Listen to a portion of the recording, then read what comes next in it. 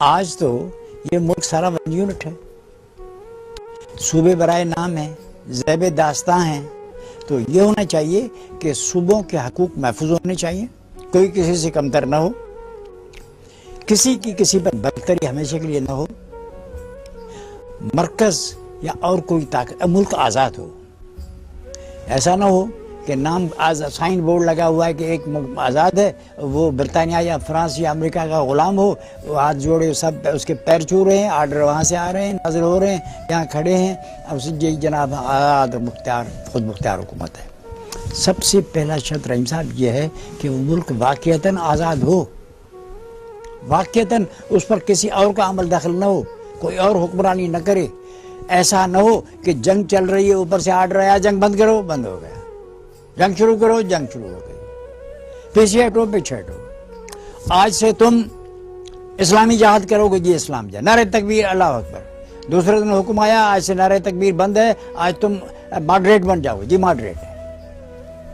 اٹھو اٹھو، بیٹھو بیٹھو، کان پکڑو کان پکڑو. یہ حالت نہیں ہونی چاہیے. صوبے خود مختار ہونے چاہیے اور وسائل ان کے اپنے ہیں. یہاں پاکستان میں آپ دیکھ رہے ہیں لاکھوں ایکڑ زمین وہ لے گئے. یہ کراچی ہے، لاکھوں ایکڑ زمین ہے، مٹھی بھر بھر کے آپس میں بانٹ رہا ہے. لیکن بے دردی کے ساتھ ساتھ زمین اور جو اس کے آباد ہمیشہ کرنے والے ہیں اس کے لیے بیٹھنے کی زمین نہیں ہے. ابھی آپ کو پتہ ہے یہ لاکھوں ایکڑ زمین یہ بیچ رہے ہیں. پانی بند کرنے کا مقصد کیا تھا؟ مقصد یہ ہے کہ پانی کا قحط پڑ جائے، لوگ بھوکے مریں، زمینیں بیچیں، بھاگ جائیں، انڈیا جائیں، جرمن جائیں، جاپان جائیں، دفع ہو جائیں اور یہ بلینس آف ڈالرز کمائیں. بلینس. ملک ملٹی نیشنل کو بیچ کے سامراج کے ساتھ بیل کے ملک کو غلام بنا کے پیسے کمائے، کھاؤ پیو جان بڑھاؤ. 10%، 15%، 80% سارا ان کو ملے، ان کو دوسرا ملے، سارا کام ختم ہو جائے. تو یہ میرے خیال میں ایک مثالی فیڈریشن کے طور طریق نہیں ہوتے. یہ ہونا چاہیے کہ سب کے مفادات کے محفوظ ہوں، روزگار ہو، کھانے پینے کی چیزیں ہوں، زندہ رہیں، عزت ہو، آبرو ہو، ان کے وسائل ان کے پاس ہوں، ان کی تاریخ، ان کے تمدن، ان کی زبان، ان کی ثقافت کا ہو.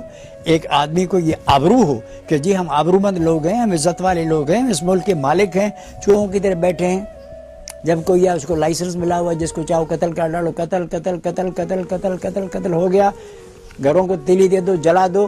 کیوں جی اس کو کیوں جلا دیا؟ جی یہ ڈاکو تھا، ڈیڈیز ڈیزنگ، وہ ختم ہو گیا، کوئی کیس نہیں ہے.